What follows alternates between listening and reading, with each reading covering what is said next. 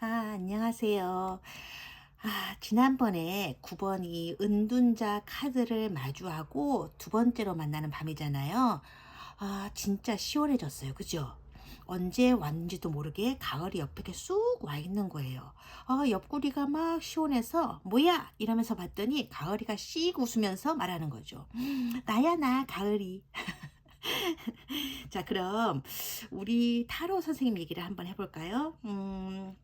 저는 이 선생님하고 사모님 얘기를 할 때마다 마음이 따스해지고 늘 눈물이 나와요. 사모님이 돌아가셨을 때 그 선생님이랑 저랑 임종을 지키고 있었거든요. 그 눈을 감으면요. 지금도 아주 생생하게 그 장면이 보이는 것 같아요. 그리고 사모님이 마지막으로 선생님에게 하셨던 말씀이 아직까지도 기억이 나요. 이러셨었어요. 그러니까 죽는 건 두렵지 않은데 당신 없이 혼자 가는 저승길이 너무 재미없고 지루할 것 같아. 어떻게 하지? 근데 그 말씀에 선생님이 그러시더라고요.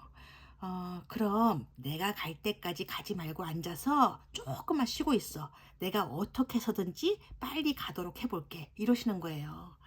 그 분명히 슬퍼해야 될 자리인데 그 주고받는 말씀들이 뭔가 좀 희한하게도 좀 웃겨서 저도 모르게 그 자리에서 그러면 안 되는데 크 하고 웃어버렸어요. 그랬더니 선생님이 저를 돌아보시더니 갑자기 그러시는 거예요.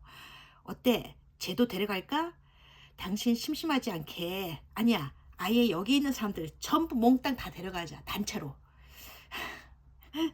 그 말씀에 결국 빵 터져버려 갖고 방에 있던 사람들이 다 웃었어요. 그리고 사모님은 그러고 나서 1시간이 채 안 되어서 눈을 감으셨죠.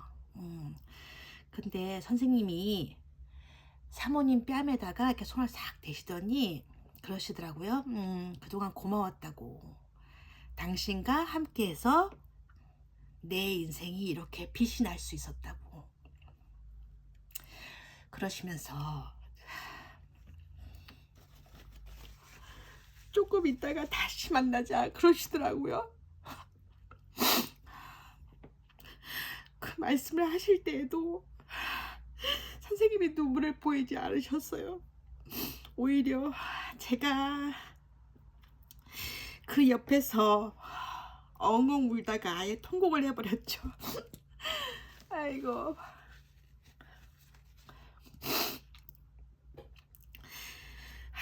선생님이 제 등을 두드리면서 그러시더라고요. 꼬리야. 그러면서 누가 보면 네가 그녀의 남편인 줄 알겠다.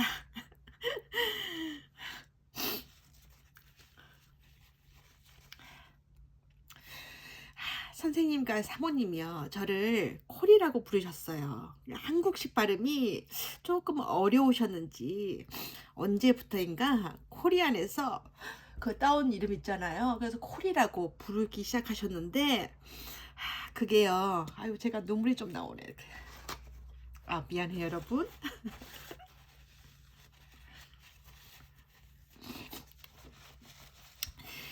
그게 독일식 발음이 되다 보니까 어떤 때는 코리가 아니고 진짜 꼬리처럼 발음이 들리는 거예요.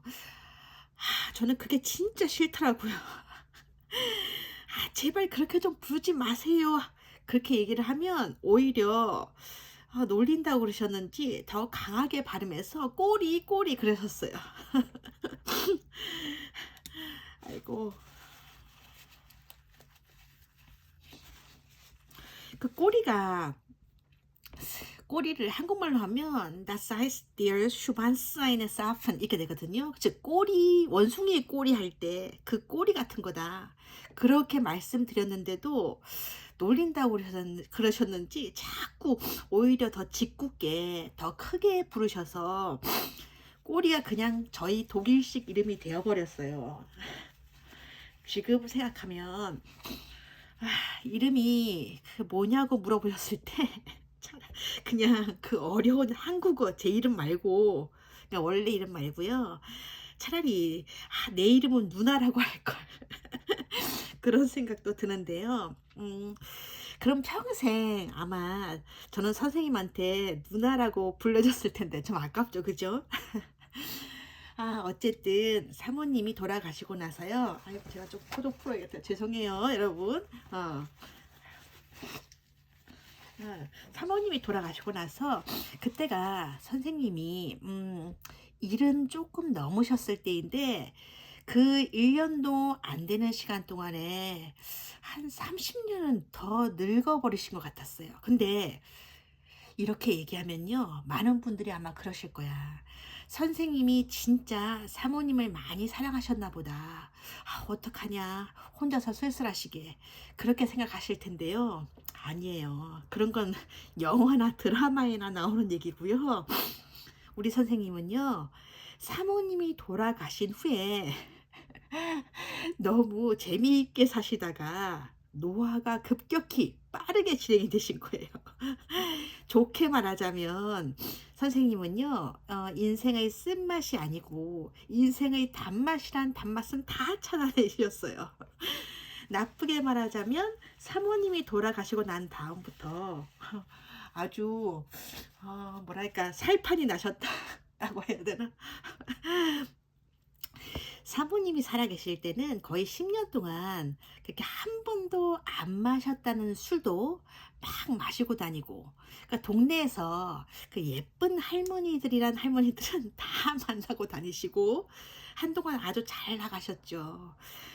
옷 색깔부터 달라지셨어요. 그전에는요, 회색이나 뭐 다크네이비 같은 그 무채색 셔츠를 줄곧 입으셨는데, 사모님 돌아가시고 나서 보니까 언제부터인가 핑크색 셔츠를 입고 또 그 다음날 보니까 그 커다란 그 해바라기가 그려진 티셔츠를 입고 거리를 막 돌아다니고 계시더라고요.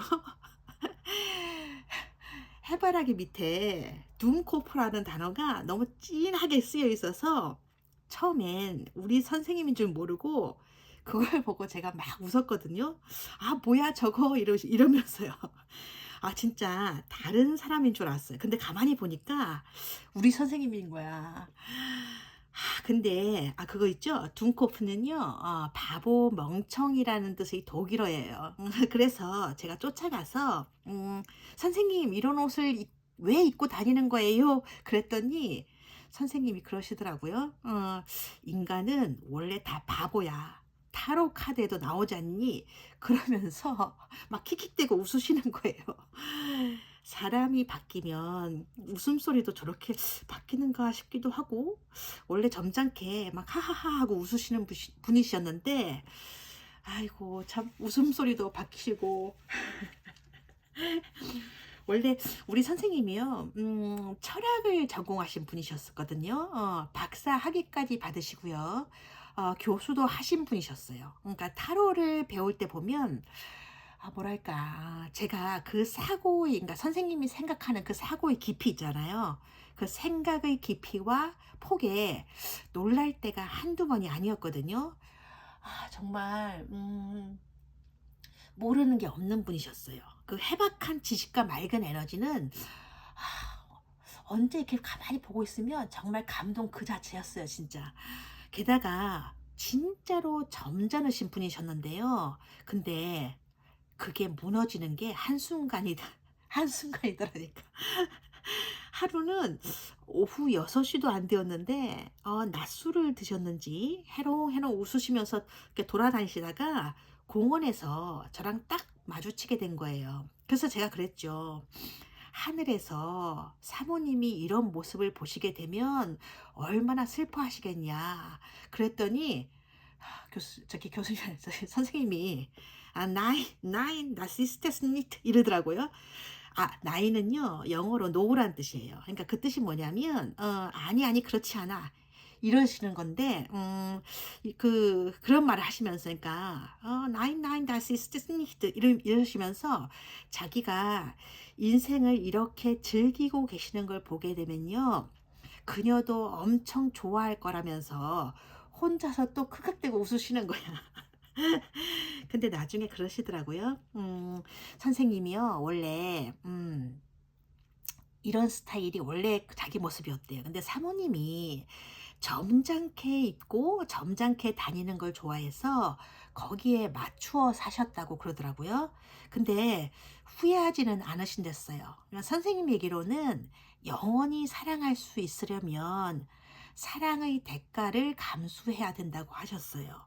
그걸 감수하고서라도 사랑할 자신이 있었기 때문에 그렇게 입고 다니셨고, 그러면서 사모님이랑 행복했기 때문에 지금은 후회가 아니고 행복한 추억을 가슴속에 늘 안고 이렇게 살아갈 수 있게 되었다. 그렇게 말씀하시더니 죽을 때는 또 점잖게 입고 죽어야 된다고 핑크색 셔츠 입고 죽었다가는 사모님 만날 때 크게 얻어맞을 수 있다. 그렇게 말씀하시면서 또 막 웃으시는 거예요. 아, 참. 제 남편도 독일 사람인데요. 저랑 결혼하기 전에 얘긴데 하루는 선생님한테 찾아가서 여쭤봤대요. 코리의 생일이 다가오는데 어떤 선물을 해줘야 진짜 좋아할지 모르겠다고요. 그랬더니 선생님이요. 아, 난 알고 있지. 근데 안 가르쳐 줄 거야. 그러시더래요. 안 가르쳐 준다니까 더 궁금했잖아요. 그래서 뭔데요? 그러니까 나만 알고 있을 거라니까 그러시더니 사무실 안으로 들어가 버리셨대요. 처음엔 이렇게 보석 같은 걸 좋아하나 그런 생각이 들었는데 선생님이 얘기를 안 해주니까 더 자꾸 궁금해지더래요. 선생님이 그걸 노리신 거죠. 애가 타게 만드는 것. 하여튼 그렇게 며칠을 쫓아다니면서 계속 귀찮게 하니까 선생님이 그러셨어요. 딱 한 번만 얘기해 줄 테니까 잘 들으라고. 그러더니 제 남편 귀에다 이렇게 싹 대고요. 귀에 댔으면 속삭여야 되잖아요. 근데 엄청나게 큰 소리로 말씀하셨대요. 뭐라고 했냐면요. 이렇게요. 뭐긴 뭐야 이 멍청아. 국적이야 국적. 그렇게 소리 지르는 거예요. 근데 제 남편이 공부만 해온 사람이라 눈치가 조금 없어요. 근데 깜짝 놀라면서 선생님을 보더니 그러더래요. 교수님, 국적 거래는 불법입니다. 그래서 선생님한테 한 대 더 맞았대요. 멍청하다고. 아무튼 그래서 제가 그때 그의 생일 선물로 국적을, 아니 그 정확히 말씀드리자면 독일 사람과 결혼을 하게 되었고 독일 국적을 받게 된 거예요. 사실 저는요 타로를 배우려고 독일에 갔던 건 아니었어요. 일단 그 당시에는 타로라는 것에 대해서도 잘 알지 못했고요. 솔직히 사주라든지 뭐 주역점, 신점 이런 건 괜찮은데 그때 당시에 이런 타로 카드라는 게 어쩐지 왠지 조금 진지하게 보이지가 않았어요. 어쨌든 그날, 그러니까 제가 선생님을 처음 뵙게 된 날, 그날도 비가 내렸는데요. 사실 그날은요 제 인생에 가장 괴롭고 힘든 날이었거든요. 한국에서 꼬박 2년 3개월을 진짜 미친 듯이 일을 하고 알바를 하고 해서 겨우겨우 돈을 모아서 독일에 갔는데 거기서 3년 동안 또 죽어라 일만 해서 돈만 벌면서 살았거든요. 근데 그걸 하루아침에 몽땅 다 잃어버리게 된 날이었으니까요. 독일에 도착한 첫날은요, 엄청 좋았었어요. 그때가 10월 9일이었는데요. 13시간 넘게 비행기를 타고 뮌헨 공항에 도착했는데, 어떻게 숙소까지 가야 되는지 몰라서 한 몇 시간 동안 헤맸어요. 헤매다가 겨우겨우 숙소 근처에 도착했거든요. 근데 버스에서 내렸을 때 말이에요. 지금도 그때 생각하면 진짜 마음이 막 설레고 감동이었는데 그 앞에 공원 비슷한 곳이 있었는데요. 그 가을이잖아요. 10월 달이니까. 바람에 나뭇잎들이 막 눈발처럼 막 이렇게 휘날리는 거예요. 그걸 버스에 내리는 순간에 이렇게 멍하니 바라보고 있으니까 이건 너무나 아름다운 거야. 갑자기 그런 생각이 들더라고요. 진짜 여기에서 죽는다 해도 여한이 없겠다. 그런 생각을 했거든요. 여기서 앞으로 잘 살아야지, 성공해야지 이래야 되는데 기대하지도 않았다가 그야말로 정말로 너무나 아름다운 그런 풍경을 보게 되니까 눈물이 핑 하고 돌면서 저도 모르게 그런 생각을 한 거죠. '이런 나라에서라면 죽어도 여한이 없겠다.' 방정맞게 그런 생각을 해서 그런가 3년 만에 사기를 당해서 거지가 되어 버렸어요. 그 사기를 당했다고 하니까 무슨 '투자를 한 건가.' 생각하실 텐데 그런 건 아니고요. 독일에 갔을 때 제가 아는 사람이 한 명도 없었거든요. 근데 거기서 정말 굉장히 친절한 분을 만났어요. 같은 한국인 부부인데 나중엔 그분들이 자기네 집에서 살 수 있게 해 주시고 일도 하게 만들어 주시고 또 은행 통장 같은 것도 이렇게 만드는 데 도와주시고 비자 문제도 해결도 해 주시고 그때는 제가 어렸었을 때니까 그런 문제들을 어떻게 처리해야 되는지 잘 모를 때였으니까요. 너무너무 고마웠죠. 처음엔 '진짜 천사 같은 분들이구나. 나한테도 이런 분들이 다가올 수 있겠구나.' 그런 생각이 들 만큼 신경 써 주시고 배려를 해 주셨어요. 나중에 자기들 집에 방이 하나 비어 있는데 "들어와서 살면 어떻겠냐."고 하셔서 월세도 쪼끔 싸게 해 주시고 그래서 너무나 고마워서 이렇게 고마운 마음에 인사 막 드리면서 들어가서 살게 되었죠. 그리고 아저씨 소개로 아르바이트 자리까지 쉽게 얻을 수가 있었어요. 근데 어느 날 아침 식사 자리에선가 거기서 아저씨랑 아줌마가 뭔가 심각하게 집 문제로 걱정을 하시는 거예요. 이렇게 옆에서 이렇게 듣고 있으니까 은행 대출 때문에 힘드신 것 같았어요. 그때가 제가 독일에 온 지 한 3년 조금 지난 때였고 제가 밤낮으로 일해서 번 돈이 통장에 그대로 있었거든요.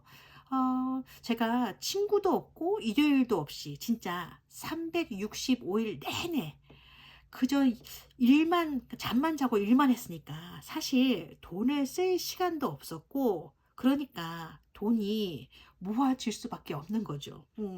전 그렇게 모아서 그 돈으로 사실 대학에 다시 들어갈 생각이었거든요. 근데 아줌마가 굉장히 뭔가 곤란한 표정을 지으시면서 대출비를 한 달 이내로 갚지 못하면 이 집이 넘어가게 되는데 그럼 너도 따로 집을 구해야 될 것 같다. 미안해서 어쩌나 그렇게 그러시면서 어쩔 줄을 몰라 하시는 거예요. 자기네들도 힘드실 텐데 제 걱정까지 해 주시는 그런 모습에 제가 그만 감동을 먹어서 그랬었죠. 제가 통장에 돈이 조금 있는데 그거라도 도움이 될 수 있다면 빌려 드리고 싶다 그랬더니 처음에는 받을 수 없다고 막 그러시는 거예요. "그 돈이 어떤 돈인지 아는데 네가 어떻게 버는 돈인지 아는데." 이러시면서요. 그 말을 들으니까 더 마음이 안 돼서 제가 괜찮다고 받아 달라고 제가 한참을 제가 설득했어요. 제가 설득을 해서 그래서 통장에 있는 돈을 몽땅 드리게 된 거죠. 저야 돈 쓸 일도 없었고 자는 거하고 먹는 거는 일단 그 집에서 해결이 되었고 또 일을 해서 충당해도 되는 거였으니까요.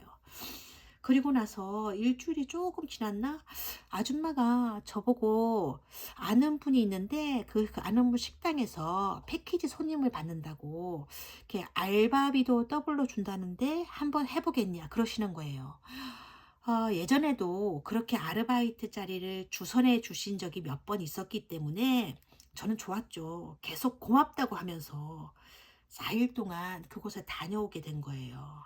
가서 이렇게 패키지 손님을 이렇게 손님들 음식 준비하는 걸 막 도와드리고 뭐 설거지하는 거 도와드리고 뭐 하면서 그러면서 4일 후에 돌아왔는데 돌아와서 보니까 아저씨 아줌마가 없어졌어요. 사라진 거야.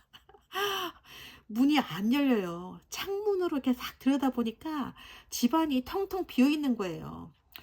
'아 이거 뭐지?' 이러면서 문 앞을 막 왔다 갔다 왔다 갔다 하면서 창문을 이렇게 들여다보려고 하고 있는데 옆집에 살던 독일인 할머니가 이렇게 나오시더니 저를 알아보고 그러시는 거예요. 제가 독일어는 잘 못해도 짧은 말은 좀 알아들었을 때였거든 그때가. 근데 저보고 그러는 거야. "너는 왜 안 가고 거기 있냐."고. 그러니까 한국으로 다들 돌아갔다고 하는 거야. 인사까지 다 하고 나서 가서 저도 같이 간 줄 알았다는 거예요. 순간 눈앞이 캄캄해지는 게 아니고 이건 뭐랄까 머리에 번개를 두드려 맞은 것 같더라고요. 머리에 진짜 불이 붙은 것 같은 그런 느낌. 지금 같으면요, 경찰에 신고한다든지, 뭐 대사관이나 영사관에 도움을 청할 텐데, 그때는요, 너무 어려서 도대체 뭘 어떻게 해야 되는지 모르겠더라고요. 제가 그때는 독일어를 잘 못했거든요. 3년 동안 일만 하느라고 독일어를 제대로 배울 기회가 없었으니까, 이건 뭐 경찰에 가서도 신고조차 할 수 있는 단계가 아니었던, 그런 수준이 아니었던 거예요.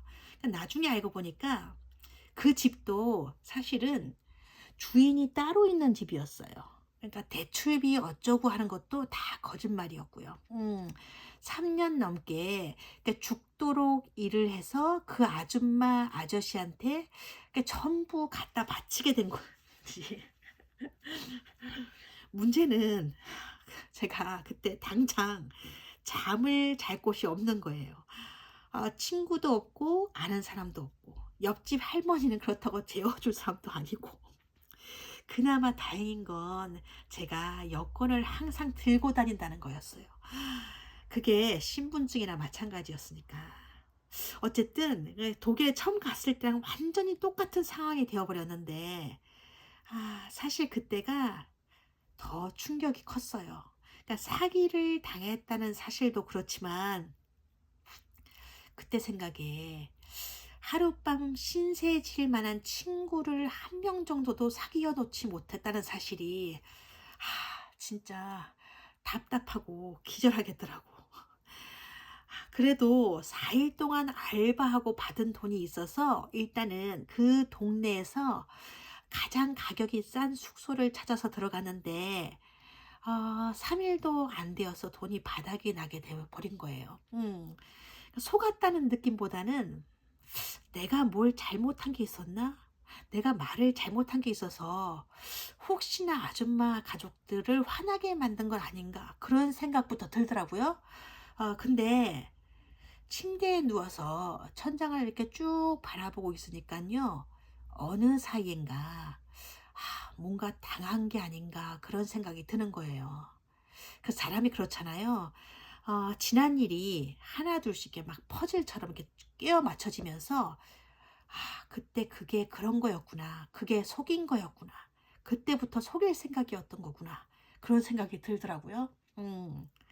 그전에 제가 일하면서 받은 돈으로 어학원에 등록을 하고 싶다고 말한 적이 있었어요. 근데 그때 아줌마가 제 얘기를 들으시면서 그러시더라고요. "일할 때는 일에 집중을 해야지 괜히 일만 벌려 놓았다가 이러지도 못하고 저러지도 못하는 그 한국 애들을 많이 봤다."고요.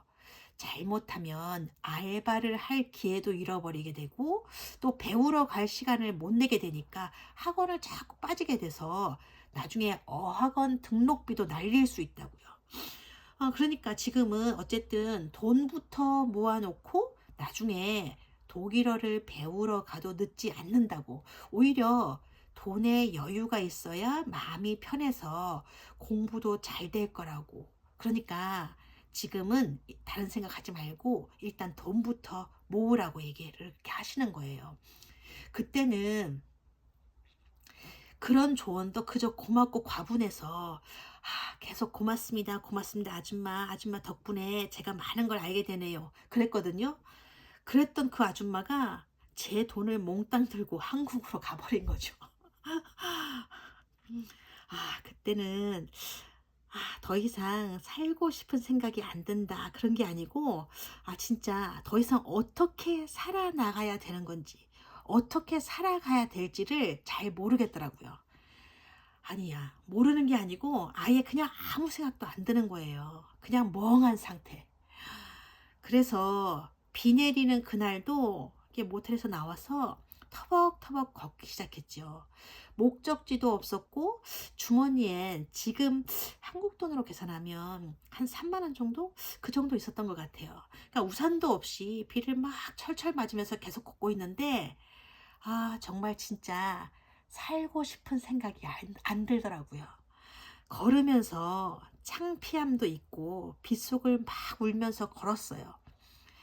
바보 같은 제 모습이 너무 싫더라고. 더 나아갈지도, 그러니까 나아질 것 같지도 않은 그 이놈의 팔자를 좀 고쳐보겠다고 지구 반바퀴나 돌아서 뭐 한다고 여기까지 왔을까? 어차피 썩은 팔자인데 그런 생각까지 들었어요. 뭐 한다고 애를 쓰면서 이렇게 힘들게 사는 거야. 그래, 이젠 그만두자. 다 집어치우자. 그런 생각도 들고요. 근데 한참을 그렇게 울면서 걸었더니 오히려 마음이 조금씩 가라앉게 되더라고요. 그래, 비는 쫄딱 맞고 눈은 퉁퉁 불어터지고 진짜 꼴이 말이 아니었을 거예요. 제 눈으로 안 보니까 그렇지 그나마 다행이었던 게 그것이 완전 아마 거짓꼴이었을 거예요. 근데 그때가 오후 3-4시쯤 되었을 거야 아마. 아침도 못 먹고 점심도 못 먹었었는데 가진 돈도 얼마 안 되고 그 배에서는 꼬르륵 꼬르륵 소리가 나다 못해 아예 멈춰버렸어요. 그 한계를 넘어버린 거죠. 근데 갑자기 그때 그런 생각이 드는 거예요. 어차피 오늘 죽을 거 이왕이면 배부르게 한번 먹어보고 죽자. 일단 처음 보이는 음식점에 무조건 들어가서 가지고 있는 돈을 다 써버리고 죽자. 그렇게 생각이 드는 거예요. 근데 거기가 대도시가 아니었거든요. 그 시간에는요, 사람도 별로 없고 비까지 오잖아요. 게다가 점심시간이 끝날 무렵이니까 음식점들이 열려 있을 턱이 없는 거예요. 근데 웃기는 게 마음이 가라앉았다가 음식점들이 다 닫혀 있으니까 그것까지도 막 화가 치미는 거예요. 어떤 생각이 드냐면 죽기 전에 밥 한 끼 배부르게 먹고 죽겠다는데 그것마저도 안 되는 거야? 도대체 나한테 왜 이러냐고 이런 생각이 막 드는 거예요. 그러면서 막 갑자기 막 신경질이 막 나는 거예요. 사실은 그 시간에는요. 문을 열고 있는 식당이 원래 없는 건데 몰라. 억울한 게 너무 많았던 인생이라서 그런가. 그때는 모든 게 다 억울하게 느껴지고 그냥 화가 나서 막 미치겠더라고요. 그래서 으악 하고 소리를 냅다 지르려다가 그럴 용기도 힘도 없고 그래서 속상한 기분에 그만 그냥 털썩 주저앉아 버렸어요. 한참 동안 길가에 그러고 앉아 있었거든요. 근데 그렇게 멍하니 앞쪽을 바라보고 있는데 말이에요. 맞은편에 세상에 그 점이라는 글자가 커다랗게 보이는 거예요. 그거 있잖아요. 그 점친다고 할 때 그 점, 그 주역전 신점 이럴 때 점술. 그러니까 우리가 보통 그 점친다고 할 때 그 점이라는 한자 그게 보였어요. 세상에나 독일에서 그것도 그런 작은 도시에서 그런 한자를 보게 될 줄은 진짜 생각지도 못했어요. 계단에 쭈그리고 앉아서 계속 그걸 바라보고 있는데 거기 간판에 쓰여진 글자가 어렴풋이 보이는 거예요. 거기에 타로, 뭐 운명, 인생의 무게, 뭐 그런 단어가 제가 그때 독일어는 잘 못한 상태였는데도 아는 단어가 몇 개씩 이렇게 보이는 거야. 그걸 보는 순간 그래, 밥을 먹는 게 아니고 저기 가서 한번 물어보자. 물어보고 그랬는데도 진짜 내 인생이 답이 없는 인생이라면 앞으로도 쭉 이렇게 살아가야 될 인생일 거라면 그래 그거 듣고 깨끗이 포기하고 죽어버리자 그렇게 생각이 든 거죠. 그래서 그 자리에서 벌떡 일어나서 씩씩하게 막 걸어 들어갔어요. 문을 팍 열고 들어갔는데 거기에 키가 크고요. 마른 체격의 남자분이 이렇게 돌아보시더라고요. 누구냐면요. 바로 이분. 저희 타로 선생님이셨어요. 그렇게 해서 인연이 된 거예요. 그렇게 해서 타로를 배우게 된 거고. 배우게 된 과정도 좀 뭔가 드라마틱해요. 영화나 드라마 보면 그런 거 있잖아요. 이렇게 제자 될 사람이 찾아가면 스승이 팍 그리고 이렇게 앉아 있다가 네가 올 거라는 걸 내가 이미 알고 있었다.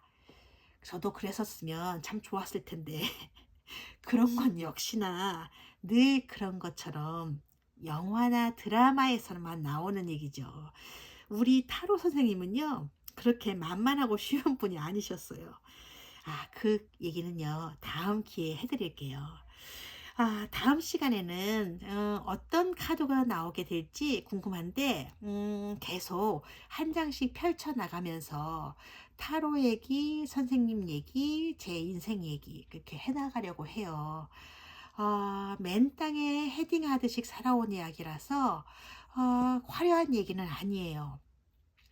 가진 거 하나 없고 도와줄 사람 아무도 없었던 한 사람이 따스한 인연들을 만나서 가치관이 바뀌고 인생이 바뀌게 된 아주 작은 얘기거든요.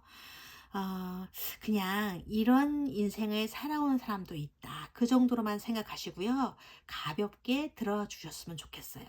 오늘도 이렇게 함께 해주신 분들에게 언제나 축복과 행복이 가득하시기를 바라고요. 다음 시간에 뵐게요. 사랑합니다. 고맙습니다. 축복합니다. 고마워요, 여러분.